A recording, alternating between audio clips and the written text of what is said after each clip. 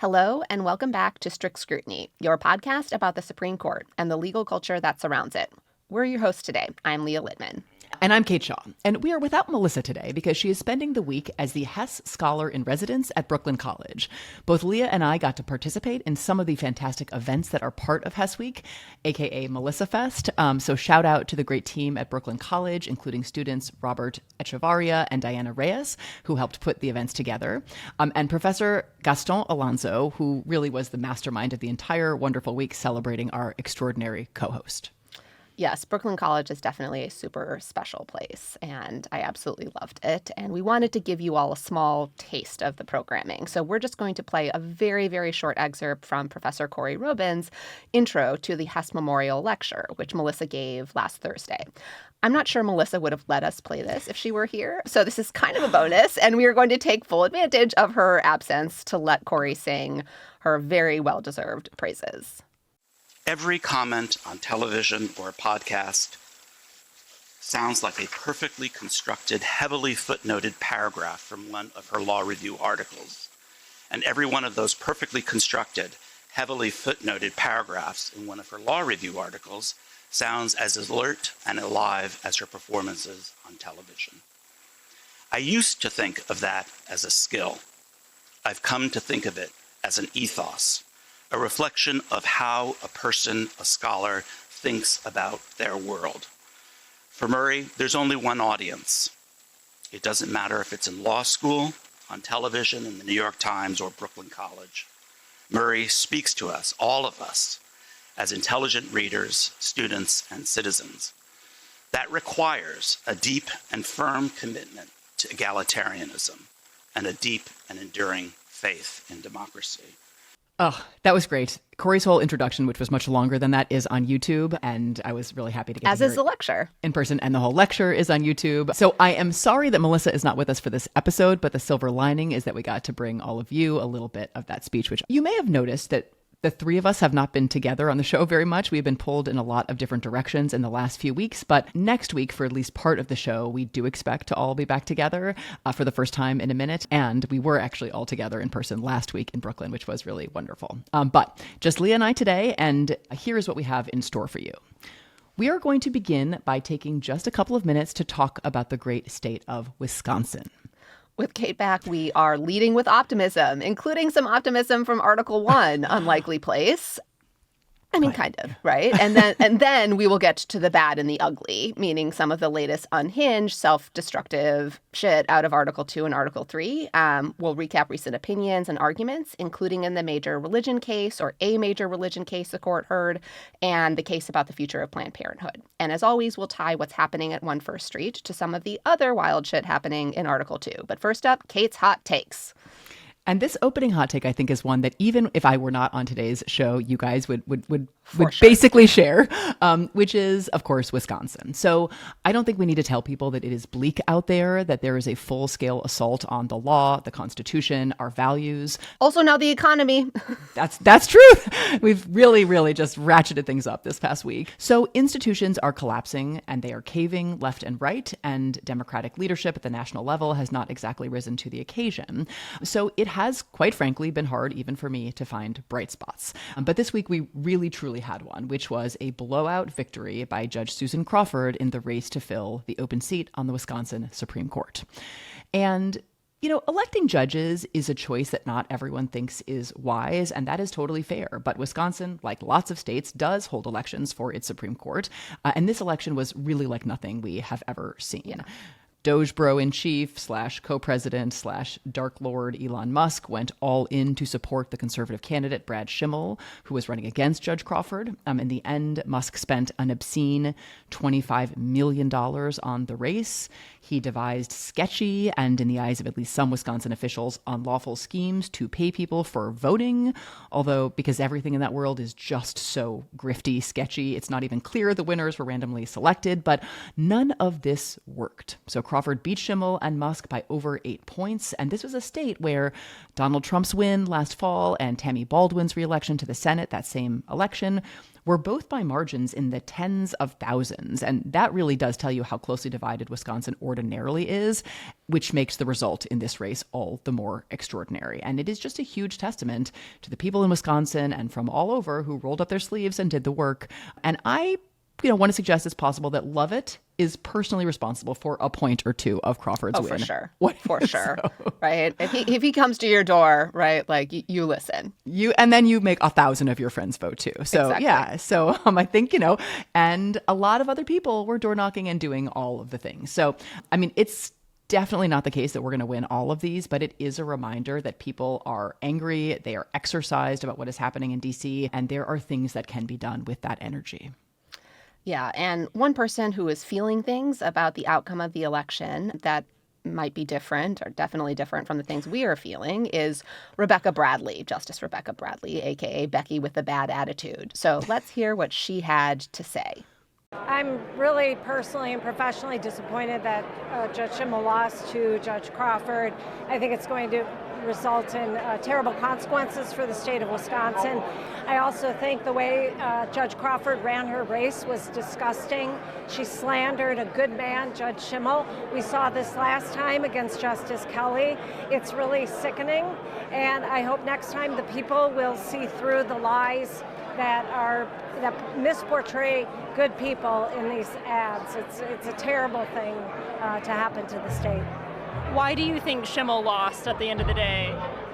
I think that we saw a ridiculous amount of money come in to this election, and I always defend the right of anybody to participate in speaking in elections, and of course that takes money to do it. But when you see $100 million plus being spent on one state Supreme Court race, that is telling you that the Democratic Party is buying another justice, just like they did with Justice Protasewicz. How are you feeling about working with Susan Crawford on the Wisconsin Supreme Court? I'm not looking forward to working with her because I think she's, as they have accused us of, and it's simply not true, she is bought and paid for by the Democratic Party. But having said that, I will work with her like I've worked with all of my other colleagues and get the work done. An additional highlight or reason to celebrate the Wisconsin victory is not just how important it is for law, democracy, and a billion other things. It is also that the worst people are having a really bad week because of it. Like Elon Musk, basically tried to say, well, I knew I was going to lose. It was like a strategic loss the day after the election, which is insane. And so I just took some additional joy out of that personally. Indeed. Okay, so that was the good news from the great state of Wisconsin.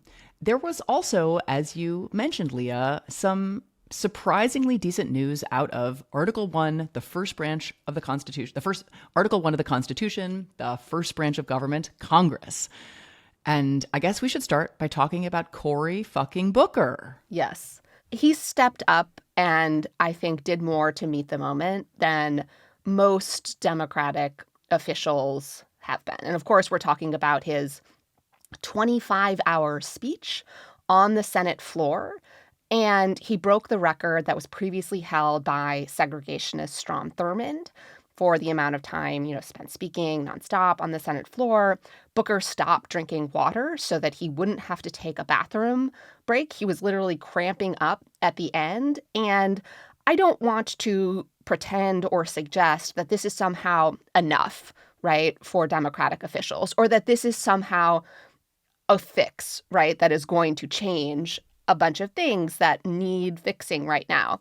But he met the energy that the Democratic base and so many people are feeling right now. And he was willing to put something on the line, make himself uncomfortable and take a stand, right, to reinforce that not everything is normal. What is happening is deeply wrong, deeply unlawful, so destructive for the future of the country. And that's what I want, right? Like when you are in this fight and working so hard, you want to see that energy from political leaders and you want them to reaffirm what you're doing. I agree with all of that. And I think it was it represented a willingness to just try things, including, right, to sort of like meet the unprecedented nature of this moment by doing like weird and unprecedented shit. And that actually has to happen more often. And part of it is about the kind of attentional ecosystem and economy that we are in, like doing things that will grab people's attention, that will make people focus on what is happening by focusing on you and what you are doing. You know, like I don't think he was doing this because he was dying to have eyeballs on him for 25 hours. Like he was trying to make a point and to draw attention to what the Trump administration is doing. But you have to get people's attention before you can persuade them and make them care. And I do think that he kind of gets that, and Democratic leadership largely has not. And this will, I think, be a huge determinant of how, if at all, successful the Democratic Party is in responding to the overreach and, you know, frankly, horrors of this administration. So kudos to him for trying it. And I do think that an important thing about like trying weird stuff is that not everybody's going to like it. Some people will find it like dramatic or cringe or whatever. It doesn't matter. You have to try. And maybe some people who are initially skeptical will kind of come around, because I do think that actually happened over the course of the 25 hours. Maybe for the people who are aware that this happened but didn't actually have a chance to listen in, we thought we might play just a couple of short excerpts from the 25 hours. So let's do that now. What's happened in the last 71 days is a patent demonstration of a time where John Lewis's call to everyone has, I think, become more urgent and more pressing. And if I think it's a call for our country, I have to ask myself how I'm living these words. So tonight, I rise with the intention of getting in some good trouble.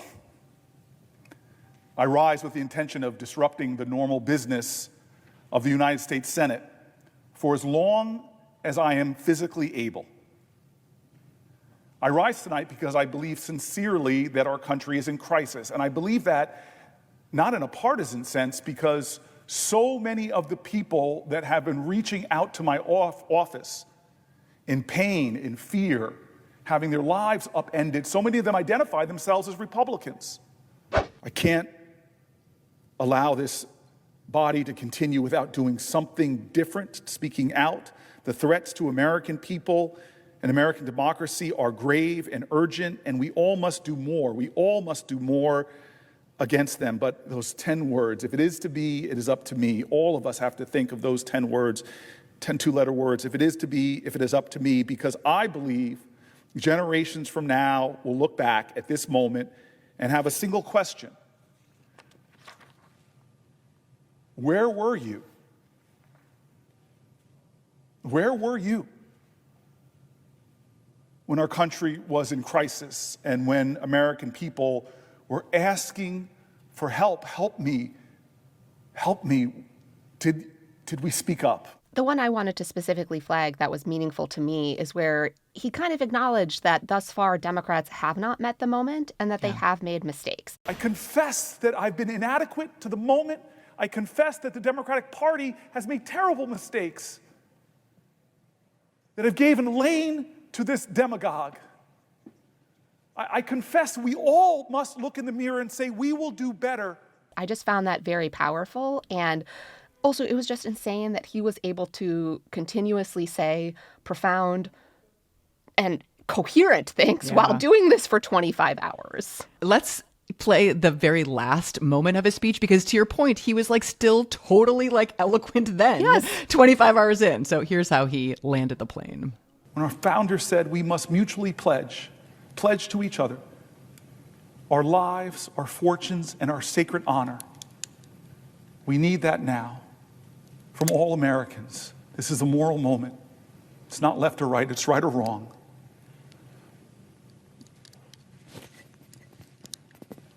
Let's get in good trouble.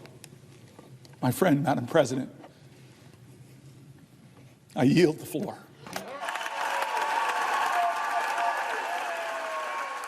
Okay, so that was, I think, a big moment last week. On the same day that Booker was in the midst of this historic speech, there was something I thought really satisfying that went down in the House, which was that Speaker Mike Johnson tried and failed to kill a measure, just a like procedural rule change that would have allowed proxy voting for New Parents. And this, of course, is the party of families. So basically, there was a bipartisan effort to change House rules to let new parents vote by proxy, meaning, give their vote, not have to show up in person to vote, for 12 weeks after having or adopting a child. Seems pretty reasonable. But Speaker Mike Johnson decided not just to oppose, but to go totally nuclear on the process. So instead of just letting members vote on this rule change, he tried to block the entire thing by essentially moving to shut down one of the only tools that rank and file members have for getting around leadership, which is this thing called a discharge petition. So Johnson tried to cut this off entirely. He even floated raising the threshold from a majority to a 2/3 vote in the House to make this kind of rule change. Maneuver totally backfired, alienated even people who are ordinarily allies with Johnson, and enough Republicans broke with their party to vote with Democrats to keep this proposal for new parents alive that they basically caused Mike Johnson to throw a temper tantrum and canceled the rest of the week's votes because he was so incensed at having lost this procedural maneuver. So Men he are shut too the body emotional down. to lead. Yeah, he got really worked up and decided to essentially bring the entire body to a halt because he was, in his feels about it. It was pretty wild. I also testified last week in the House on the same day that this vote happened. And so I testified in the morning. It was a hearing on judicial overreach was what it was called. And then there was a break in the middle of the day to go vote on this measure. And then when the members came back, the staffers were just like, oh my God, there's no more votes this week? What happened? No one was expecting this, him to decide to throw this temper tantrum. So it was really satisfying that the vote went down, and it was really satisfying that he took it as hard as he did. Sort of to your point, it's not just that the right outcome was reached, but also that the worst people were really mad about it. So that was kind of great. I have testified a handful of times in Congress. I'm not sure you always end up feeling like this is a body where there's real, energy that you can feel. Not always my reaction to being on the Hill, but I actually felt like there was a lot of really productive energy last week. So not predicting that that's going to remain the case, but I do think the combination of that vote and the Booker speech suggested maybe some possibility that some parts of Article 1 are going to bestir themselves to respond to this moment. Strict Scrutiny is brought to you by Birch. No secret, it's a struggle to get a good night's rest with everything happening. Night terrors. The struggle is real. But one thing that can help you sleep is Birch mattress and Birch mattress products. I loved getting a Birch mattress because I know that the mattress I'm sleeping on is made with organic raw materials sourced straight from nature, which are both comfortable and durable. Birch mattresses are stylish, comfortable, and most importantly, crafted with responsibly sourced materials. And they're so confident in their product, Birch offers a 100-night risk-free trial to see how your body adjusts. They know there's no better way to test a new Birch mattress than by sleeping on it in your own home. They believe so strongly in their mattress quality that each one includes a 25-year warranty. The Birch mattress is Stevie and my favorite place to snuggle, and because we snuggle everywhere, all the time, that endorsement should really mean something. Birch owns its own manufacturing facility and relies on skilled manufacturers to produce the highest quality product. They source only the finest quality materials like organic, fair trade cotton, organic wool, a natural latex to create luxurious mattresses designed to give you the best night's sleep. Every Birch mattress is constructed with non-toxic materials and a focus on breathability to keep you cool at night. I want all my listeners to enjoy a deep, restful night's sleep with a new mattress from Birch. Go to birchliving.com/strict for 20% off site-wide. That's birchliving.com/strict and get 20% off site-wide. birchliving.com/strict. Now on to Article 2. So the White House proclaimed last week Liberation Week. And during Liberation Week, they proceeded to liberate us by imposing a set of tariffs that are estimated to cost the country somewhere between $6 and $8 trillion, basically a $6 to $8 trillion tax hike. We all knew the administration didn't have any real economic plan, right? This is all just vibes. It's unclear how they pick the targets of the tariff, right? A lot of it is definitely revenge, like he is doing with law firms. It's extortion. But one target is the Heard and McDonald Islands, which are exclusively inhabited by penguins. Like, what the fuck did the penguins ever do to you? Are they too woke? I have read things that suggest yeah. gay penguins raise baby penguins together. That can happen. That's That's probably right? Like, I guess that's it.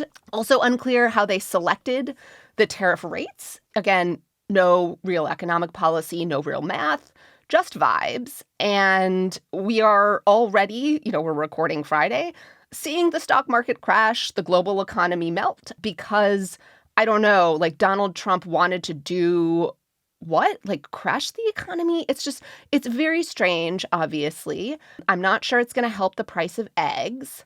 And he posted something on Truth Social that was a video insinuating he was purposefully crashing the economy so as to lower interest rates. Oh, I missed this. Oh, it's what?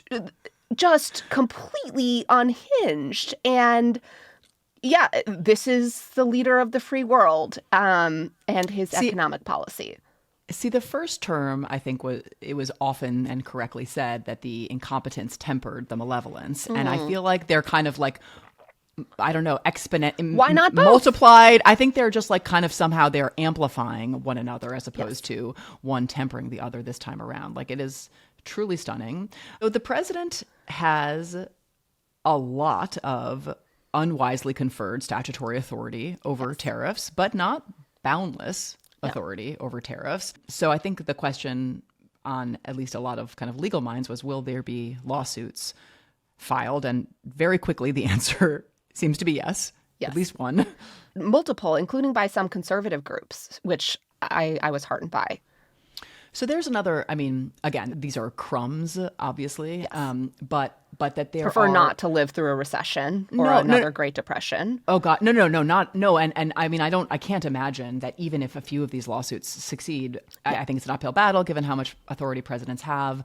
And, litigation is slow and reactive and there's no way anything could happen in time to actually like blunt much of the actual damage. But I guess the fact that at least one conservative group or group of several conservative groups have filed this initial lawsuit also kind of like the defections on the proxy vote suggests to me that there are at least cracks in that coalition forming. Yes. And the worse the economic pain gets, the faster I think the defections will come, which is, of course, not to root for widespread economic pain, but just to make a predictive judgment. There's no way that we won't all suffer a lot of economic pain because of these tariffs. There's just no way around it. Yeah. And the litigation argues, partially that the delegations to the president might be unconstitutional delegations. It also argues that the statutes giving the president authority to respond to, international emergencies doesn't actually confer the authority to do these widespread tariffs. There are also challenges that say the statute requires the president to create policy that has some connection to the national emergency that he is addressing. And here, right, putting tariffs on penguins does not seem to be related at all to addressing the fentanyl crisis. Not really sure how tariffs on China do either, but, I'm curiously awaiting the explanation for how they do. Speaking of, I don't know, the right-wing reaction to these tariffs, not everyone seemed to be anti-recession. So there was this one tweet by Matt Forney that said, "I don't care about your fake and gay stock market collapsing boomers." Apparently the stock market is also gay. Didn't realize this. And then there was this story in the Financial Times that interviewed some people about whatever is happening. And there was this quote that said, quote, "I feel liberated," said a top banker. Quote, "We can say retard and pussy without the fear of getting canceled," end quote. And I guess I didn't realize that using sexist, homophobic, ableist slurs was worth $6 to $8 trillion that you would pay that much. But those are apparently people's revealed preferences. And I just want to know, as always, are the men's okay? Because that's a lot of money. On the men's watch, I just wanted to briefly note that a law professor at Yale, who was surprisingly not Jed Rubenfeld, decided to take to the pages of the Washington Post to encourage Democrats to be open to, wait for this, a third Trump term. This was literally his advice. Were you persuaded, Kate? I mean, is this what we should be asking absolutely. of our Democratic leaders? I mean, one is tempted. Okay, so of course, like if you're disposed to be charitable, you sort of might think, well, surely the headline writers did a disservice to Ian Ayres, the law professor who wrote this. And, there is an argument here, which is that the Electoral College is a disaster and should be abandoned, and that's true. But that somehow we could trade eliminating the Electoral College for a third Trump term is the non sequitur of all non sequiturs. I memean, there are so many deep pathologies in academia. I think we could obviously spend an hour talking about this. But if you want to make an argument against the Electoral College, absolutely. But yes. I guess it's an atrocious institution. The problem, if you're a law professor who wants to make a novel point, is like, well, there's nothing edgy and interesting about just arguing against the Electoral College. And so you must connect it to something provocative, like Democrats should be open to making Trump president again for a third time. Why sorry. not do the trade is get rid of the Electoral College and make Donald Trump king, right? I mean, there's just... Yeah, I think that's right. And then just king for life. And then we can have some sort of a sane and sensible method of selecting the president or something. I just, it saddened me as a member of the legal professoriate that it feels like that's what this has come to. But there we are. All right. So I love that we have sequentially proceeded through Article 1, Article 2, and now arriving at Article 3, the judicial branch. And actually, one thing we should note about this coming week is that it may be one in which the kind of storylines collide. So we've been talking a lot on this podcast, obviously since January 20th, about Article 2, the executive branch, and the insanity that is emanating from it. And we have talked some about Article 3, the courts and the Supreme Court in particular, but the court hasn't had before it or hasn't decided more than a couple of sort of minor matters regarding the administration's actions. But we might be facing in the coming week, a real collision between the court and some of these, sweeping Trump initiatives. So first, 3 of the cases involving challenges to the president's birthright citizenship executive order, which the lower courts found unconstitutional and enjoined in each of those cases, are now pending before the Supreme Court. The federal government is asking the Supreme Court to limit the temporary injunctions that were issued in each case to either the individual plaintiffs or members of groups, or like at least the individual plaintiff states, rather than allowing these injunctions to stand nationwide. Basically, it's pretty clear the administration is looking to use this case as a vehicle to get the court to weigh in on, and weigh in against the use of nationwide injunctions, which is something that some justices have been agitating for the court to limit for quite some time. And the Biden administration, the Solicitor General also took the position that, there were too many nationwide injunctions and that there were problems and the court should consider taking up the issue. So this is not, this is something that has been percolating for a while. This is a point that Steve Vladek has made that I think is a really good one. It would be truly preposterous, I think, for the court to use this case as a vehicle to limit the use of nationwide injunctions. Can you imagine every pregnant person whose child would be a citizen under longstanding understandings of birthright citizenship, but would not, under this executive order, would have to separately litigate? Are you out of your mind? Yes. So this also carving it up on a state-by-state basis would be not administrable. Not state by state, individual by individual, like truly preposterous. And it's obviously cynical, right? Like they just are sort of want to use this as a vehicle because nationwide injunctions in general have been an enormous problem for this administration so far, and correctly so. So I don't know. I don't actually have a good sense yet of what the court is likely to do with respect to that issue, but I do think that the court seems in no rush to do anything with respect to these 3 petitions. So they asked for a response by April 4th, which was a pretty long timeline given that the petitions were in like March 15th. My guess is that we're looking at something maybe next term in these cases. Yeah. But the court also has other applications involving other cases on the administration's policies. One of those is an application by the federal government in the litigation growing out of the administration's rendering of Venezuelans to a prison in El Salvador on the basis of the 1798 Alien Enemies Act and the dodgy claim that the Tren de Aragua gang has engaged in insurrection or predatory incursion. We've talked about this case before. It's the one in which Judge Boasberg of the District Court for the District of Columbia issued 2 temporary restraining orders against the administration, prompting both President Trump and co-president Elon Musk to tweet about impeaching Boasberg, which led to the rebuke by Chief Justice Roberts. So in that case, the filing by the acting Solicitor General asked the court to stay Judge Boasberg's temporary restraining orders and claims that these plaintiffs can only get relief through habeas corpus petitions. That would mean, since these individuals are no longer in the custody of the United States, people who are already in El Salvador who never had any process could never get any relief at all, because habeas corpus petitions. I also thought the brief by the Solicitor General was particularly misleading because it suggested that habeas corpus would somehow be available to individuals in the event the court actually eliminates the temporary restraining orders. But if the TROs are no longer in effect, the government is immediately going to move to summarily and quickly put as many people on planes to El Salvador as they can. The individuals, right, might not know that they are being summarily expelled and rendered to El Salvador rather than a country of origin. And the forms that these individuals are giving, in fact, suggest they have no right to judicial review. So it is just, I think, one of the worst briefs I have seen from this administration as far as how misleading it is. It's also laughable in some of the claims it makes about the process by which these people were identified. So the brief claims with a straight face that the administration officials who were planning bombings using Signal, quote, detain designated TDA members through a rigorous process. Like, come on. Yeah. So on its face, it's an absurd characterization of the kind of internal rigor of the mechanisms by which these individuals were identified.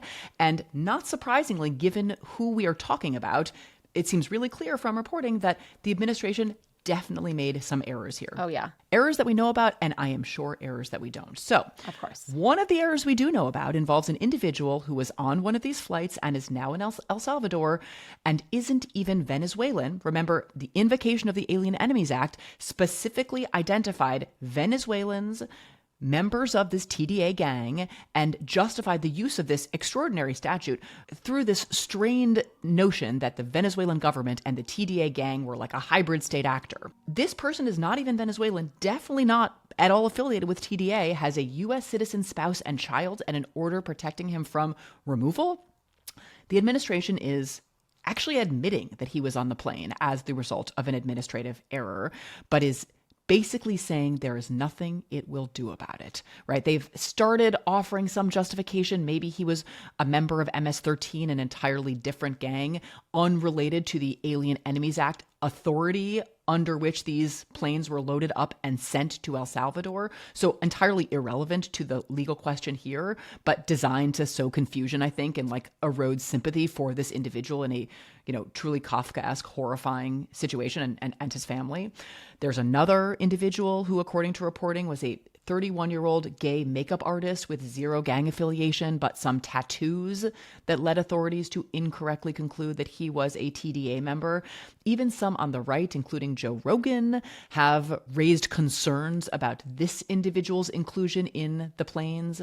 So, truly horrifying stuff. In one interview, J.D. Vance, in defending what the administration was doing, suggested that one of the individuals who had been rendered to El Salvador was a bad father because they had traffic tickets. Like, it's truly grotesque and obscene. Right as we were recording, the Texas Monthly released a story about a teenager who was disappeared to El Salvador. This is an 18-year-old. And it is, again, like, we know these individuals did not receive any process. We know there are errors.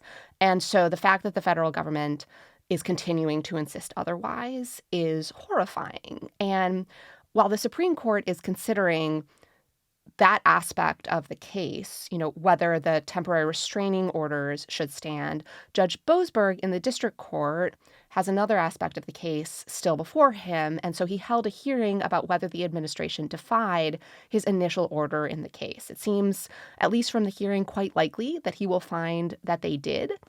And then the big question is what he will do about it. I think a ruling on that is expected sometime this week. But during the hearing, Judge Boasberg was basically asking the federal government, like, okay, so who would be the contemnors, right? Like, that I would identify as being in contempt.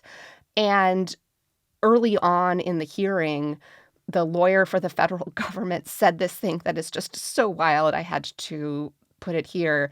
He said, quote, "To the extent that the administration statements are contrary to things that are true, they would be false." Like, when the judge is asking you, who should I hold in contempt, and you are deigning to acknowledge that things that aren't true would be false, not a great sign. Not a great sign, my guys. Yeah, so we will obviously be watching to see what unfolds there. After we wrapped up this recording on Friday morning, we got two major pieces of breaking news that we wanted to bring you up to speed on. First, we got a ruling out of the North Carolina Appeals Court in favor of unsuccessful North Carolina Supreme Court candidate Jefferson Griffin, who has refused to accept his loss to Allison Riggs and, at least at the moment, has seen that insane refusal vindicated. Okay, briefly, the opinion is a travesty.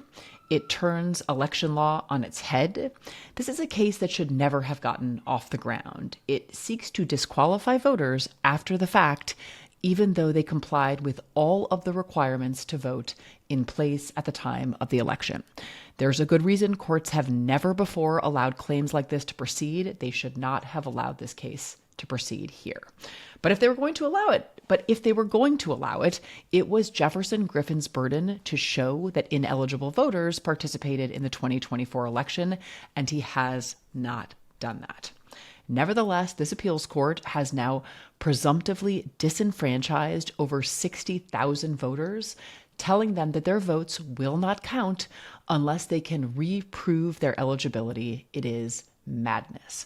The process by which they are supposed to reprove their eligibility is to be managed by county election officials. Those offices no longer have the staffing support that were in place during the election period.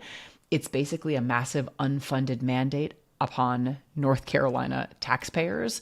And the period for reproving eligibility is like 15 days. What if a voter is a deployed service member? What if they're sick and in the hospital? The court doesn't seem to care. No one is disputing the hoops that this court is now demanding that voters jump through were not the ones in place at the time of the election. We are changing the rules of the game after the game has been played because the Republican candidate lost using the original rules. And Riggs has said that she will appeal this decision. She is speaking out. She has said that if we let this kind of anti-democratic effort stand, we will not be able to contain it. It is basically a playbook for the worst kind of anti-democratic efforts by unsuccessful candidates. So I think next steps involve appeal to the North Carolina Supreme Court and likely a lawsuit in federal court. But the bottom line is this is outrageous. Okay, the next piece of news is not going to lower your blood pressure. So I'll just briefly describe that. Also late on Friday afternoon, by a 5-4 vote, the U.S. Supreme Court stayed a district court order that had required the federal government to continue paying $65 million in teacher training grants the administration had unilaterally asserted the authority to stop paying. This 5-4 opinion was per curiam, so no identified author. I think it's pretty clear that Justice Alito actually drafted the order, and the order did a couple of things. One, it said, even though this is a temporary restraining order, which is not supposed to be appealable, we are going to treat it like an injunction, which is appealable. That's not the first time this has happened in Trump litigation, but this is the first time SCOTUS is doing it. It also said there was a good chance the government would win in its argument that the district court in Massachusetts did not have jurisdiction in the case, that is, didn't have the power to hear it, because the Administrative Procedure Act doesn't let parties sue the government to enforce contractual obligations the way it lets parties sue the government based on other kinds of government actions. So the Supreme Court said there's a possibility this case should have been brought in the Court of Federal Claims rather than in a federal district court. As I said, the opinion was 5-4. Roberts noted his disagreement but didn't write.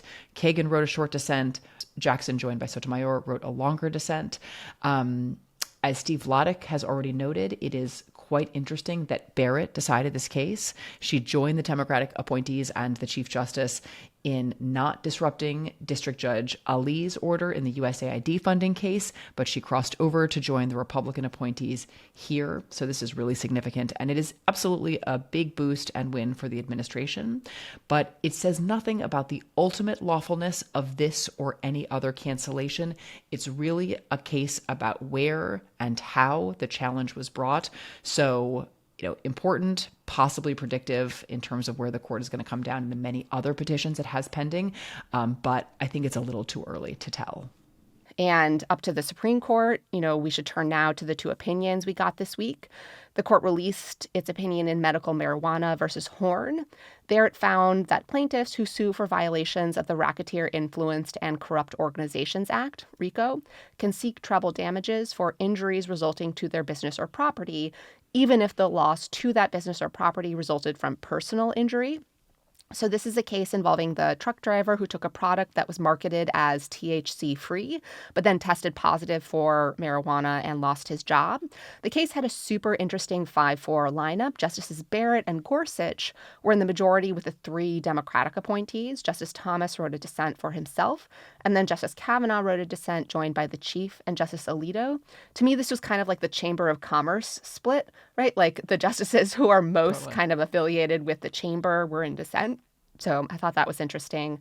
This is a case argued by Isha Anand of the Stanford Supreme Court Litigation Clinic. She did a terrific job. Congratulations to her and to her client. So the court issued another opinion, this one actually unanimous. And get this, the court vacated and remanded a decision of the Fifth Circuit. Actually, they did that a lot last. This is our good news. This is our good news. And it's also a case in which the agency wins, right? Yep. So that is pretty wild. So the case is FDA versus Wages and White Lion Investments about whether the FDA's denial of authorization to market certain e-cigarette flavors was arbitrary and capricious. So as a reminder, the FDA had denied permission to market these particular products on the ground that these really sugary, sweet flavors were especially likely to appeal to children. And the challengers, and successfully in the Fifth Circuit, had argued that the FDA had engaged in a bait and switch or a surprise switcheroo in the criteria that it used to assess these applications. And the Supreme Court, in a unanimous opinion authored by Sam Alito, said, actually, not so much. So Justice Alito explained that the FDA's guidance had consistently required robust scientific evidence to show that flavored products would benefit public health, like, for example, evidence that these products would help adult smokers switch from cigarettes to these e-cigarettes without unduly encouraging youth to use these cigarettes. And the court found the FDA never promised to accept less rigorous scientific evidence and didn't improperly change its stance regarding studies or analysis or the significance of device types, and that it had permissibly denied the applications based on the absence of sufficient data.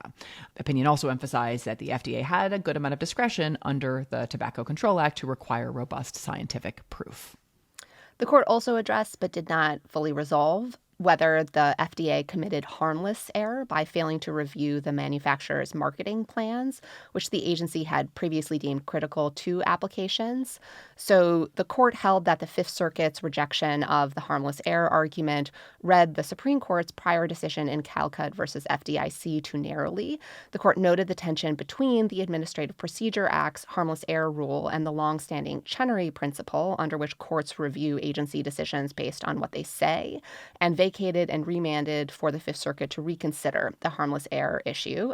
Shout out to my Michigan law colleagues, Nick Bagley and Chris Walker, whose work was cited on this harmless error issue. Justice Sotomayor concurred separately to emphasize that, contrary to Justice Alito's kind of swipes at the FBDA and the suggestion that it was feeling its way toward a final stance, the record actually showed that the agency reasonably offered manufacturers flexibility regarding the kinds of evidence they could submit, while consistently adhering to its statutory obligations to, focus on products that would be appropriate for the protection of public health. But again, the court ruled for the FDA, which was honestly a little bittersweet because it happened the same week that the administration gutted parts of the FDA, including its public records team, and also, according to Rolling Stone, reportedly laid off more than 7,000 workers at the Centers for Disease Control and Prevention, the National Institutes of Health, the Food and Drug Administration, and the Centers for Medicare and Medicaid Services. Among those laid off was the FDA's chief regulator of tobacco. ABC reports that these layoffs mean that the HHS headcount overall goes from like 82,000 to 62,000, so a full fourth of its workforce. I mean, I feel like a broken record here, but also you can't typically just fire civil service employees without some cause. And there are some very limited abilities to do reductions in force, but I can't imagine that they authorize what the administration has done here. So many of these people may have been laid off unlawfully. And so after lots of litigation, maybe they will be restored. But in the interim, we're without key players who protect all of our health and safety. Strict Scrutiny is brought to you by bookshop.org. As you know, we love reading on Strict Scrutiny, and not just reading the Supreme Court. That's why we've incorporated our Favorite Things We've Read segment at the end of every episode. So whether you're searching for an incisive history that helps you make sense of this moment, a novel that sweeps you away, or the perfect gift for a loved one, bookshop.org has you covered. When you purchase from bookshop.org, you're supporting more than 2,000 local independent bookstores across the country, ensuring they'll continue to foster culture, curiosity, and a love of reading for generations to come. And big news, bookshop.org has launched an ebook app. You can now support local independent bookstores even when you read digitally. That's how I've been reading books lately. Started reading digitally after I broke my elbow. And the series I'm making my way through now is the Rexford and Sloan series. I love them. They're enough to keep me engrossed even on planes, which really says something. Use code STRICT24 to get 10% off your next order at bookshop.org. That's code STRICT24 at bookshop.org. Strict Scrutiny is brought to you by Babbel. Are you holding back on foreign travel plans this year because you are afraid of the language gap? Well, no need to mind the gap if you have Babbel. And trust me, we all want that foreign travel right now. We should really all be planning more of that international travel. But this year, you can speak like a whole new you with Babbel, the language learning app that gets you talking. Babbel's quick 10-minute lessons, handcrafted by over 200 language experts, gets you to begin speaking your new language in 3 weeks, or whatever pace you choose. And because conversing is the key to really understanding each other in new languages, Babbel is designed using practical, real-world conversations. Spending months with private teachers is the old way of learning languages, and nothing screams tourist like holding a phone translation app up to your face all day. This summer, my partner and I are going to the Greek islands, and I'm already learning how to order my meals with extra garlic and my desserts with extra sugar or whipped cream, so I can hopefully blend in a little better than my food orders and t-shirts might otherwise suggest. Need proof that Babbel gets you talking? Studies from Yale, Michigan State, and other leading universities continue to prove Babbel works. One study found that using Babbel for 15 hours is equivalent to a full semester at college. With over 16 million subscriptions sold, Babbel's 14 award-winning language courses are backed by a 20-day money-back guarantee. This year, get talking with Babbel. Let's get more of you talking in a new language. Babbel is gifting our listeners 60% off subscriptions at babbel.com/strict. Get up to 60% off at babbel.com/strict. Spelled BABBEL.com/strict. Babbel.com/strict. Rules and restrictions may apply. Okay, so those were the opinions. We're now going to shift to argument recaps, and we are going to go deep on two of the arguments the court heard last week. One is on tax exemptions for religious organizations, and the other on the future of Planned Parenthood. So first up is Catholic Charities Bureau versus Wisconsin Labor Commission. This was the first religion case of the term, but definitely not the last. I describe this case as kind of an appetizer, maybe an amuse-bouche before the blockbuster and main course religion cases are on deck for later this term. One of those is Mahmoud versus Taylor about whether parents can raise religiously grounded objections to their children even being exposed to LGBTQ content in public schools, basically giving parents the right to direct what public schools can teach. And the other one is Oklahoma Charter School Board versus Drummond, a case about whether a state must include religious charter schools in its charter program, basically whether the Constitution requires states to set up religious public schools. Both of those cases will be argued at the end of April. But at issue in this case that the court just heard was a Wisconsin state unemployment insurance program that employers in the state are required to pay into. The program exempts both houses of worship and also church-run nonprofits that are, quote, operated primarily for religious purposes. The Wisconsin Supreme Court aka the best state Supreme Court. Although I don't want to give short shrift to Michigan. That's also a pretty awesome state Fair Supreme enough. Court. Yeah. So co-best. That court construed the exemption to apply to nonprofits that engage in religious worship and similar activities, but not to nonprofits that provide secular services, such as feeding the poor, even if such charitable activities are in some sense motivated or compelled by tenets of faith and the entities describe them as, part of their religious practices and faith.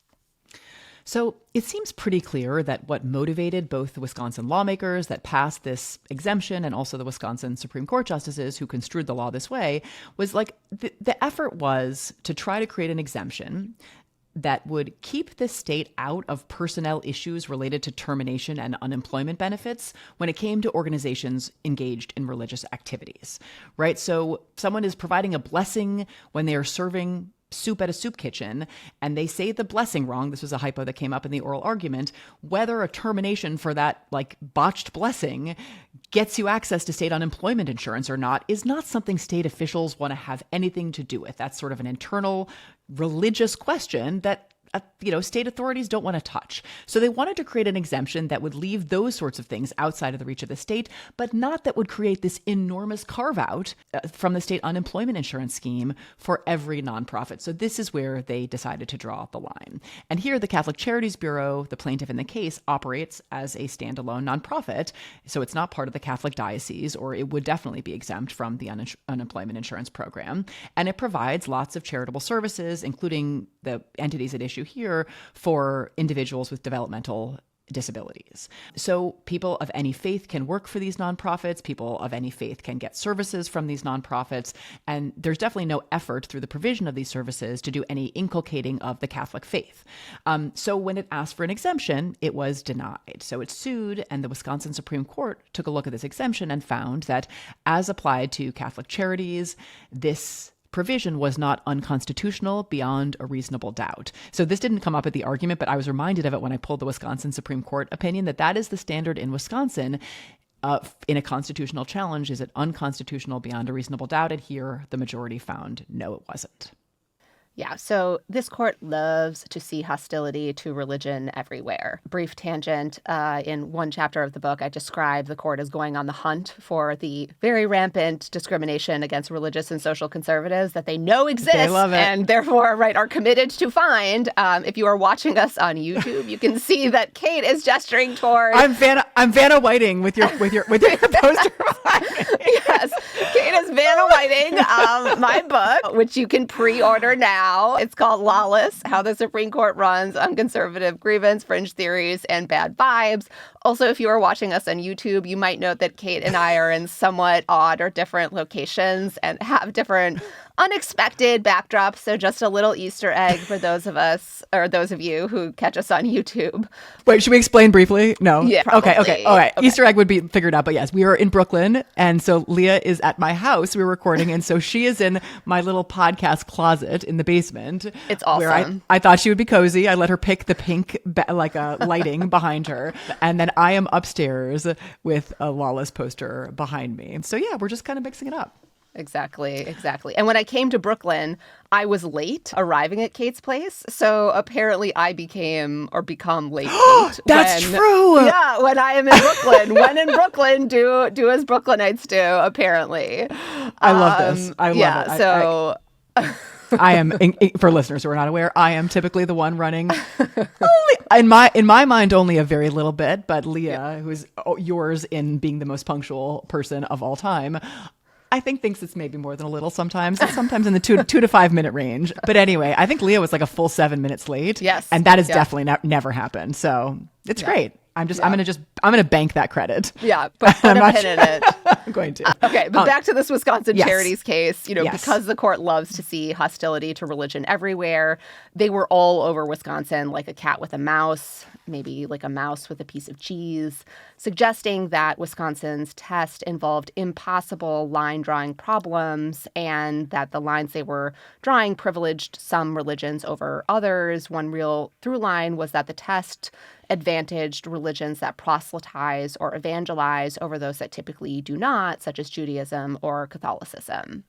So we're going to play a couple of clips that give you the flavor of that line of questions. But first, if you will indulge me, I just want to know, Leah, whether this clip also made you think John Roberts was not familiar with the term vegetarian or vegan. So let's play that clip now. What if you have a religion that thinks it's a sin to eat meat, and they, to promote the eating of non-meat dinners, they open a restaurant, but it's only vegetables and, non-meat. Do they have a claim to be exempt from state taxes, food taxes, everything else? Because that's it's a sincerely held belief. That was weird. Non-meat. non-meat, and non-meat came up again, and a couple of the Democratic appointees were like, okay, vegan restaurant or vegetarian restaurant, like that's the way a normal person talks about the thing he's talking about. But meat, non-meat, and vegetables was all he was able to muster. Anyway, that was weird. Okay. Piling on Wisconsin because they think this test singles out some religions for unfair treatment. Here's Justice Kagan actually kind of leading the charge there. What's problematic about this, there are lots of hard questions in this area, vegan restaurants, hospitals, lots of hard questions. But I thought it was pretty fundamental that we don't treat some religions better than other religions. And we certainly don't do it based on the content of the religious doctrine that those religions preach.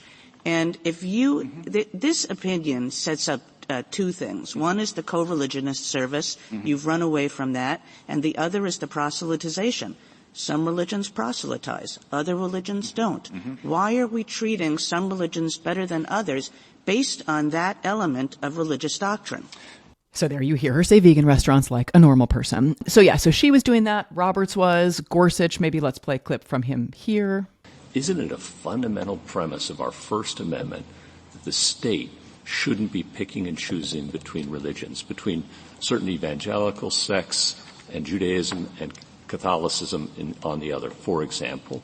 And doesn't it entangle the state tremendously when it has to go into a soup kitchen, send an inspector in to see how much prayer is going on? So Barrett actually, interestingly, wasn't quite as kind of gung-ho as some of the others were. She seemed as though she was less kind of like doing the hunting for like the most uncharitable reading of the Wisconsin motivations as conceivable. She sort of seemed like she was maybe looking for some kind of a narrow holding. And I actually do think it matters a lot how narrow or broad the opinion in this case is, because if we're talking about the application of not just this Wisconsin, unemployment insurance law, but lots of other anti-discrimination and other personnel related matters, depending on what they say about what the First Amendment requires, we could be talking about an enormous swath of civil rights laws that are unenforceable as to lots of employers, including, of course, hospitals, I feel like are the big question in this area because they're such huge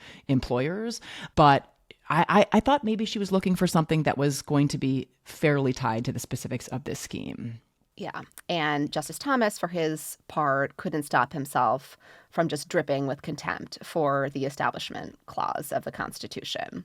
So what do you mean by an anti-entanglement statute? We should also take this moment to note again how the court was insanely irresponsible in the way they disavowed Lemon, the court's Establishment Clause test, in their earlier decision in Kennedy versus Bremerton School District.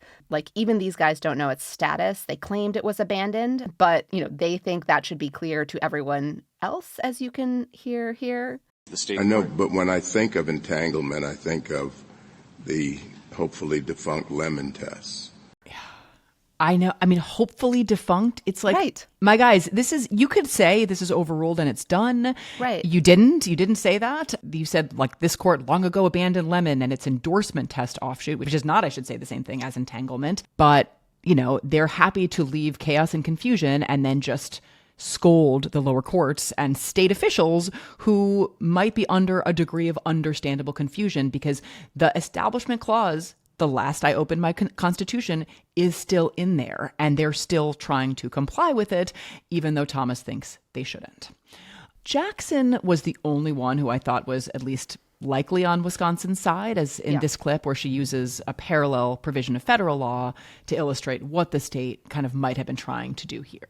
I'm wondering if the exemption was actually designed to work that way, and whether Wisconsin may be, at least, I mean, obviously they have the right to say whatever they want about their state statute, but to the extent that they're following the federal law, I wonder whether for religious purposes isn't really about the motivation, that instead it is about the kinds of activities that the organization undertakes. And so when we look, for example, at the legislative history of the federal provision, they're very clear in terms of making the line be between a college devoted to preparing students for the ministry, novitiate, which I understand is sort of a place for people, nuns and the like, to decide whether or not they're meant for the faith, or a house, quote, a house of study training candidates to become members of religious orders. They put that on one side of the line, Congress does. And then it says, on the other hand, a church-related, separately incorporated charitable organization, such as an orphanage or home for the aged, would not be considered. So it seems to me that the line, at least in the federal statute, is not between charitable organizations that proselytize versus charitable organizations that don't. Instead, it's all charitable organizations on one side that are run by the church, and organizations run by the church that are like training programs for priests, that are like religious in that way. But it seemed like this was likely going to be a 7-2 or 8-1 win for Catholic Charities. Justice Jackson and maybe Justice Sotomayor would be the holdouts. But if it's narrow, it could even end up being 9-0. Professor Michael Schwartzman at UVA, I know, was at the argument with his students in an upper level seminar.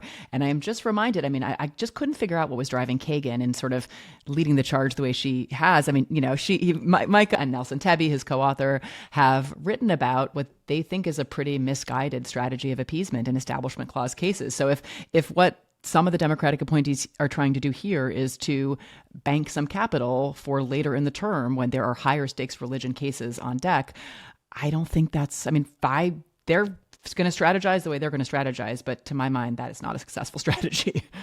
Yeah. So the next case we wanted to talk about is Medina versus Planned Parenthood, South Atlantic. This is a case about whether patients and providers can sue to challenge a state's decision to exclude Planned Parenthood from the Medicaid program, i.e. a state saying that Medicaid money cannot be used to reimburse patients for any care that they receive at a Planned Parenthood.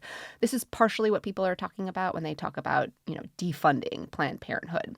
So under the Federal Medicaid Act, states are required to adhere to a variety of rules if they receive money from the federal government to provide Medicaid insurance. Among the rules is that a state plan for medical assistance must, quote, provide that any individual eligible for medical assistance may obtain such assistance from any provider qualified to perform the service or services required who undertakes to provide him such services. And if patients or providers are not able to sue when a state prohibits Planned Parenthood from participating in Medicaid, as South Carolina purported to do here, then there almost certainly is no remedy at all. The other remedy, in theory, is that the federal government could deny a state their Medicaid funds, but that has never happened in cases where states don't allow patients to see qualified providers, and it is sure as hell not going to happen right now. The other option is to challenge the exclusion in a state administrative process if a state has set such a process up. So the big fight, or at least one of the big fights in this case, is whether Congress is required to use what are sometimes called magic words in order to authorize private parties, in this case patients and providers, to sue for a violation of a spending clause statute like Medicaid. So Kavanaugh wants to provide guidance, doesn't think courts could figure out what rights-creating language means without a list that the court provides.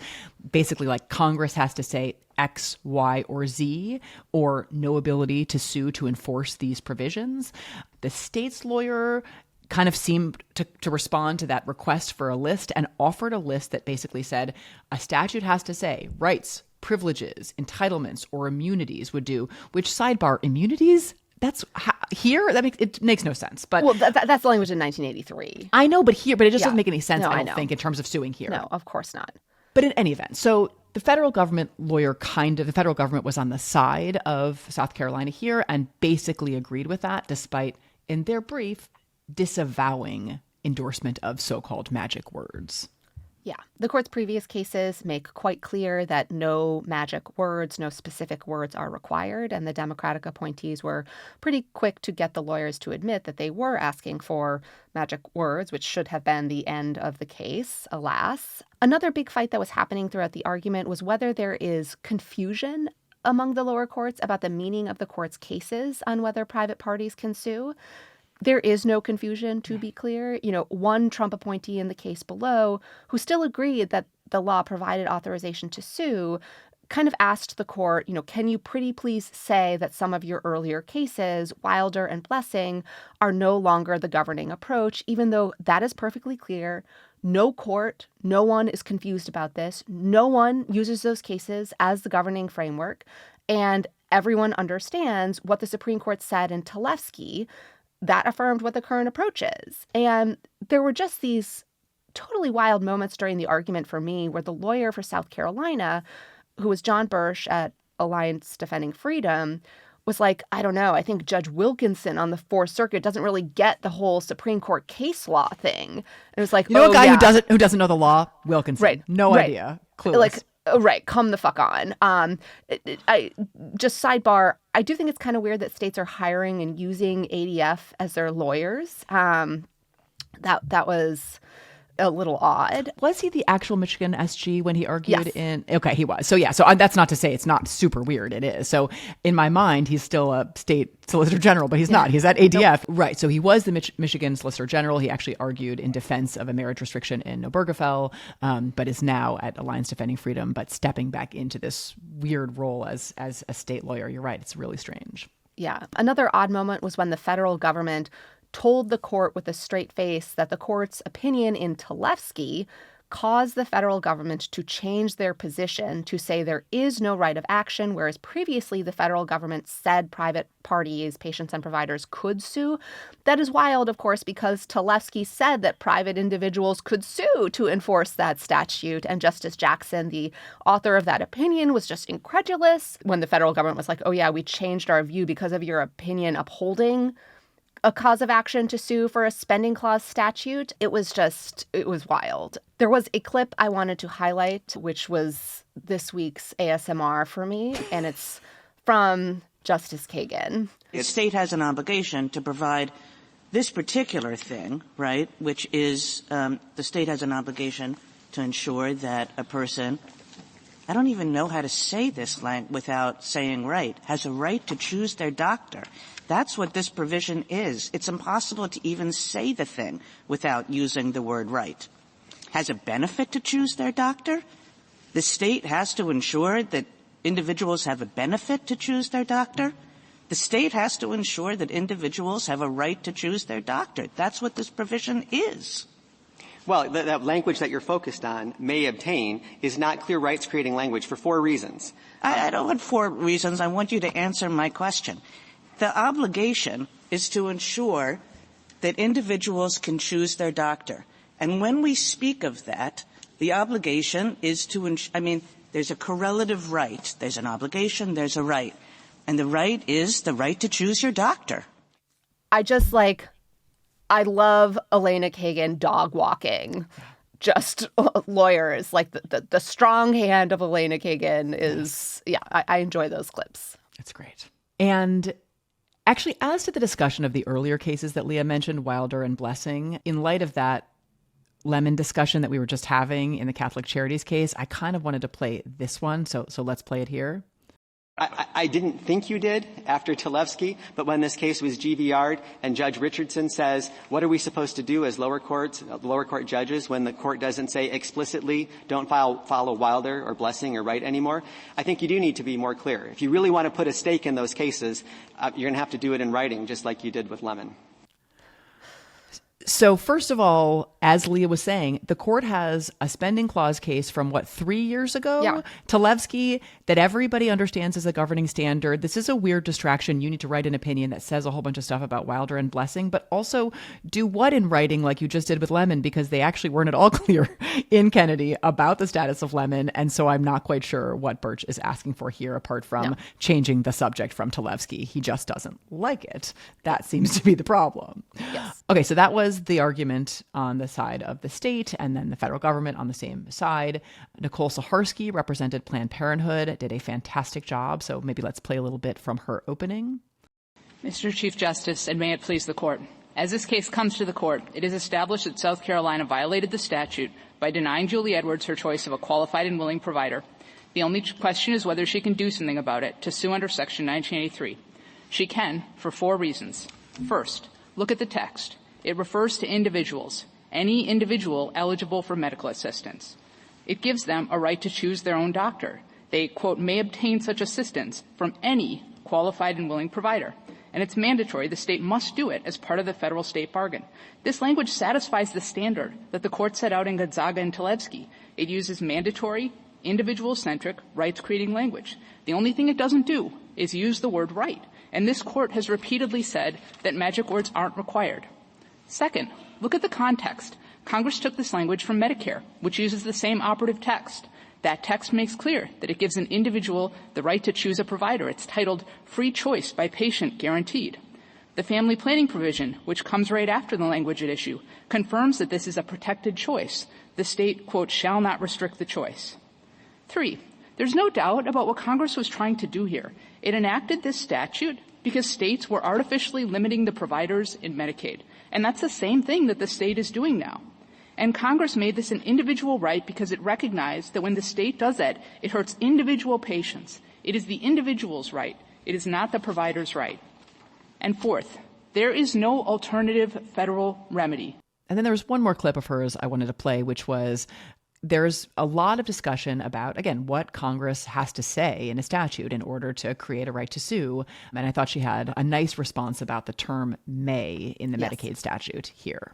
Well, I was just going to say, there's a suggestion, I think, from the state that, may is not strong enough language, but may is used in a lot of contexts to reflect, a protected choice or a right. There are a lot of judicial review provisions, for example, of the Federal Trade Commission orders or the SEC orders that say any person may obtain judicial review of such order by filing in a court of appeals. So, I don't know.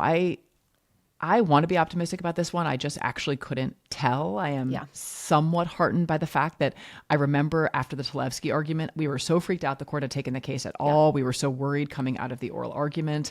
And then the case is a 7-2 Jackson opinion. So I am taking some hope from that, but I'm not sure that the timeline is so much darker now than it was. Yes. I'm not sure that is going to be, that predictive. What did you think? Yeah, I did not have a great sense coming out of the argument where it was going to go. And so we will see. And the court's, possible project of dismantling access to reproductive health care in a variety of states is related to some of the goings on in Article 2 that we had wanted to note. I wanted to play this super creepy clip of Trump at a presser. He continues to talk about fertilization and pro-fertilization, and it just gives me the heebie-jeebies every single time. I feel like what kind of trigger? That's a good trigger warning for our listeners for what you're about to play, because it is one of the creepier things he said in quite some time, and that's really saying something. We're going to have tremendous goodies in the bag for women too. The women, between the fertilization and all of the other things that we're talking about, it's going to be great. We're joined today. Fertilization. I'm still very proud of it. I don't care. I'll be known as the fertilization president. That's okay. That's not bad. Let's just move right on. Yes, no. Let's not linger that's on all. it. That's all. Okay. The Senate last week confirmed Martin Macri, sorry, I'm not sure if that's the right pronunciation, to lead the FDA, in which there is no chief tobacco regulator anymore, but who cares? Because we're probably not going to do any regulating of tobacco anyway. So as Mother Jones reported, after Dobbs, Macri went on air and described false information about fetuses' ability to feel pain in utero. He also peddled misinformation on abortion pills during his Senate confirmation hearing. And the group Catholic Vote celebrated Macri as a pro-life pick who would reverse FDA approval of mifepristone. So this is an incredibly alarming confirmation.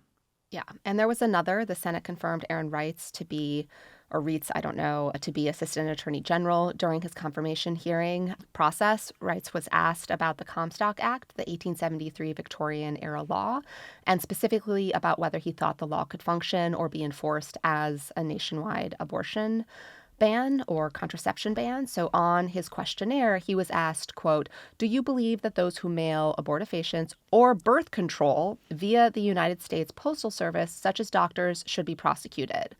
And he responded only, quote, "I am committed to carefully reviewing these issues in consultation with other department attorneys and government agencies." Not a no.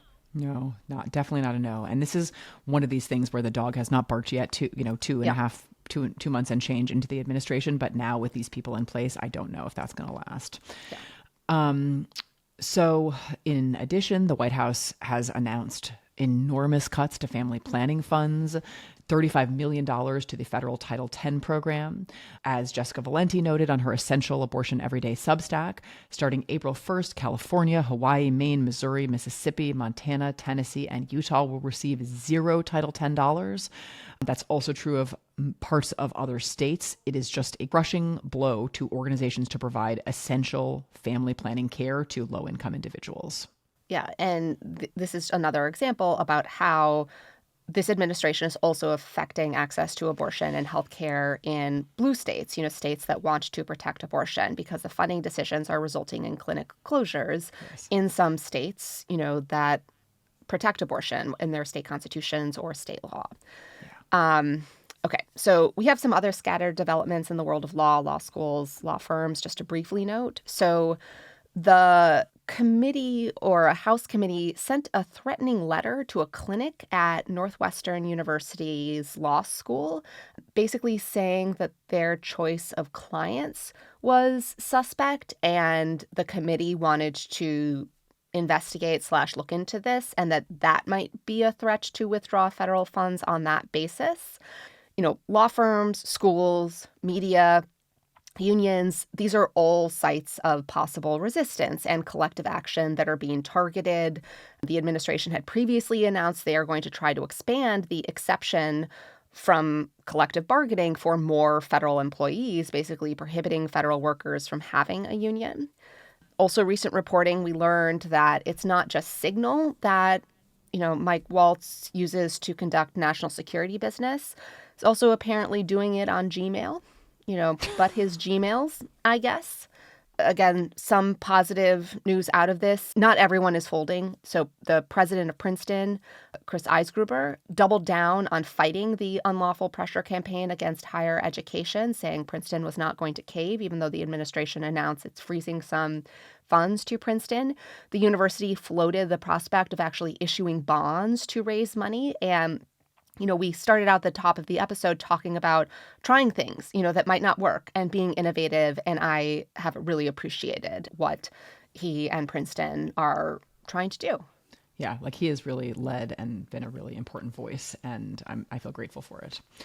I don't know whether this is what kind of news this last item is. Judge Dale Ho, the good Judge Ho, in the Southern District of New York, dismissed the charges against New York City Mayor Eric Adams with prejudice. So these are the federal charges for corruption against our mayor that the administration sought to dismiss without prejudice, meaning they could be refiled at any time, meaning they would hang out there like this sword of Damocles over the mayor's head, inducing the mayor's cooperation with the federal immigration law enforcement and whatever other, matters the federal government might want the mayor's cooperation on.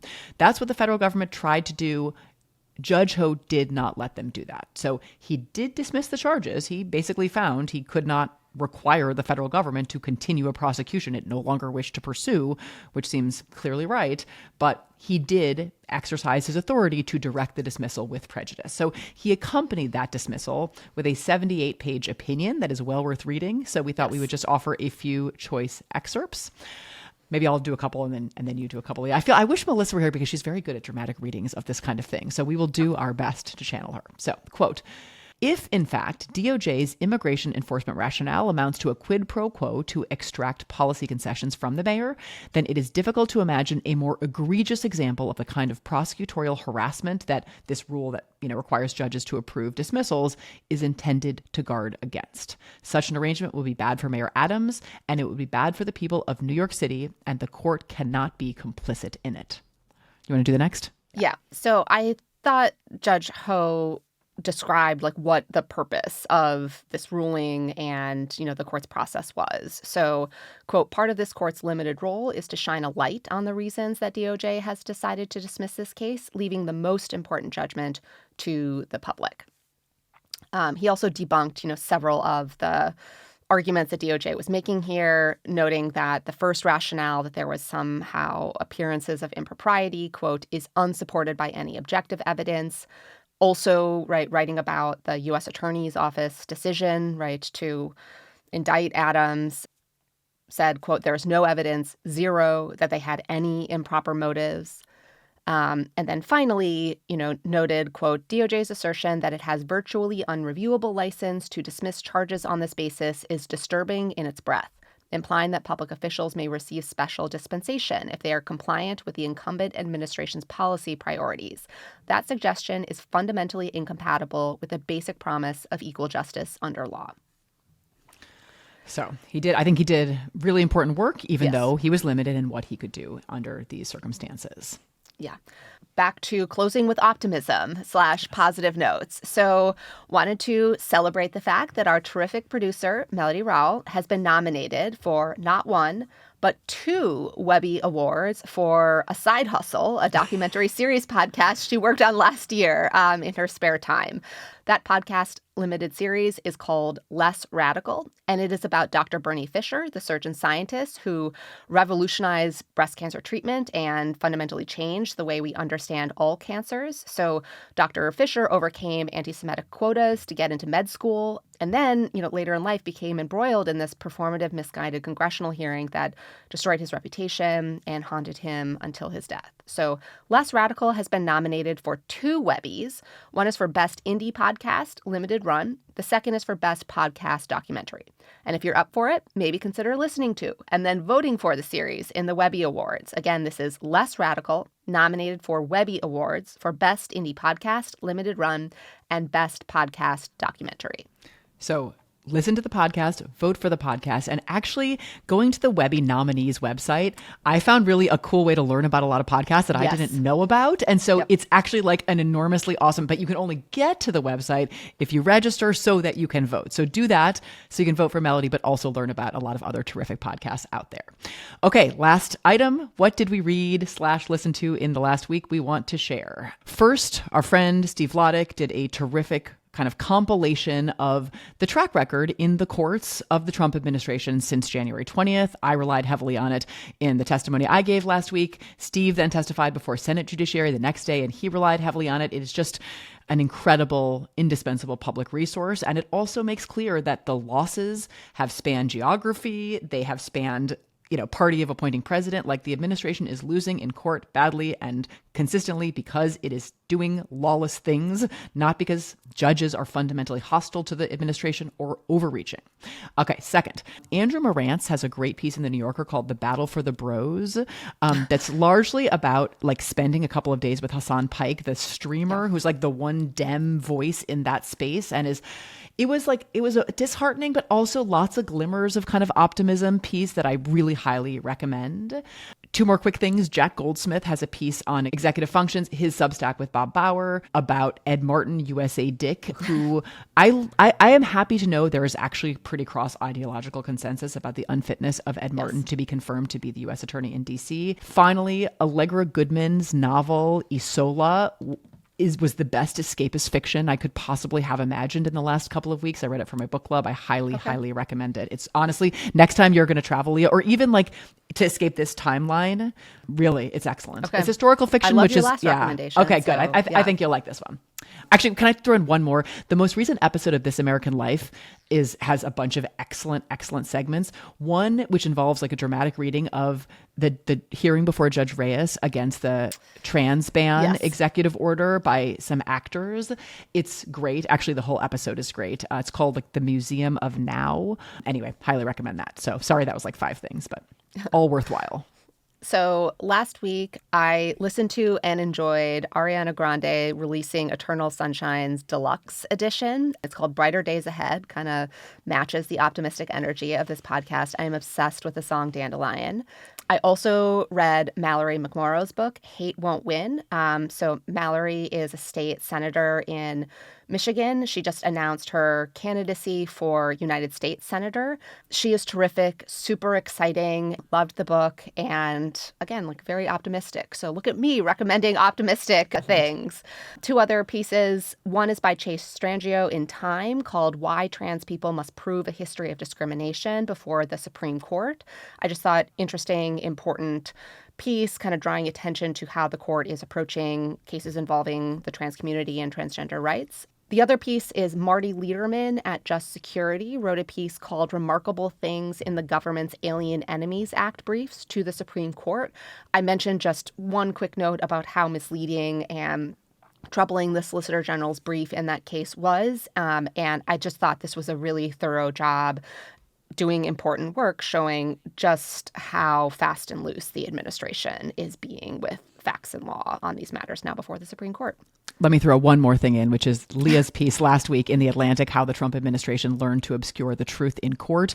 Like, we lived through the first travel ban, the first Trump administration. But for, listeners who didn't follow this stuff that closely or, were young then and are sort of getting read in for the first time, I thought that was a really, really useful and great piece. So highly recommend it. All right. Just a couple quick things before we go.